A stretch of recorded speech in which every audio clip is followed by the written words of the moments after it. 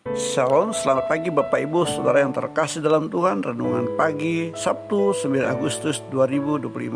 Firman Tuhan hari ini terambil dalam 2 Korintus pasal 10 ayat 1 sampai ayat 18 dengan tema bermegah dalam Kristus. Tapi barang siapa bermegah, hendaklah ia bermegah di dalam Tuhan.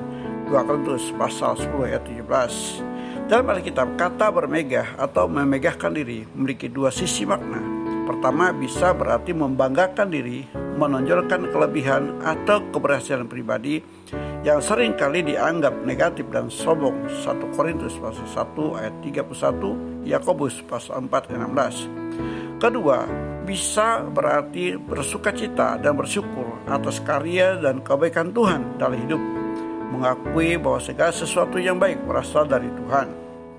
Dari pengertian di atas, ada dua pelajaran berharga yang akan kita renungkan berdasarkan 2 Korintus pasal 10 ayat 1 sampai 18. Yang pertama, pentingnya mengandalkan kuasa Allah dalam menghadapi masalah. Dalam surah ini, Paulus menghadapi kritikan dari beberapa orang di Korintus yang meragukan kerasulan dan keberaniannya. Mereka menuduh Paulus berani hanya dalam surat-suratnya, tetapi lemah saat berhadapan muka. Paulus menjawab tuduhan ini dengan tegas, menjelaskan bahwa perjuangan mereka bukanlah perjuangan duniawi. 2 Korintus pasal 10 ayat 3-4. Paulus menegaskan bahwa kekuatan yang mereka miliki bukanlah berasal dari diri mereka sendiri, melainkan dari kuasa Allah. Senjata mereka adalah doa, firman, dan iman yang mampu meruntuhkan benteng-benteng kesombongan, pikiran yang menentang Kristus, dan segala hal yang tidak berkenan di hadapannya.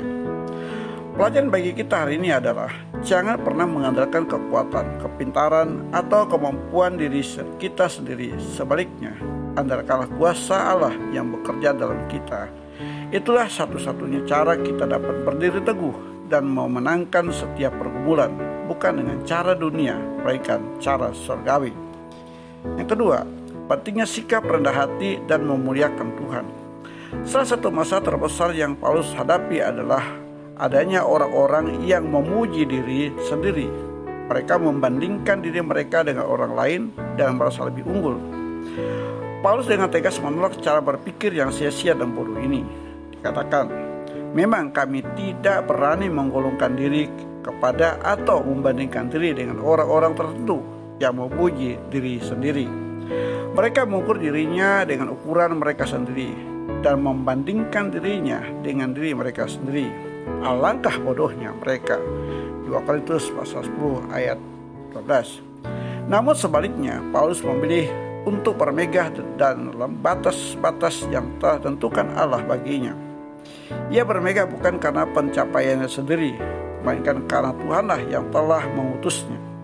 Paulus menyadari bahwa keberhasilan pelayanannya bukanlah karena kehebatannya, melainkan karena kasih karunia Allah yang telah membawanya ke Korintus.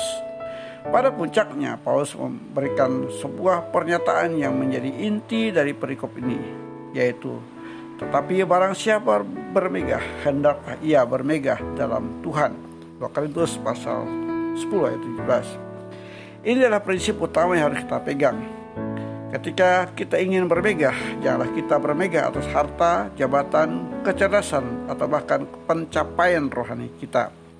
Sebaliknya, mari kita bermegah dalam kasih karunia, kebaikan, dan kesertaan Tuhan dalam hidup kita.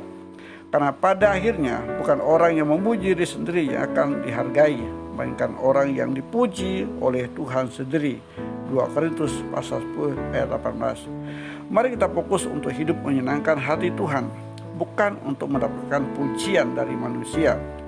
Mari kita jadikan renungan ini sebagai pengingat dalam setiap aspek kita, baik dalam pelayanan, pekerjaan, atau kehidupan sehari-hari.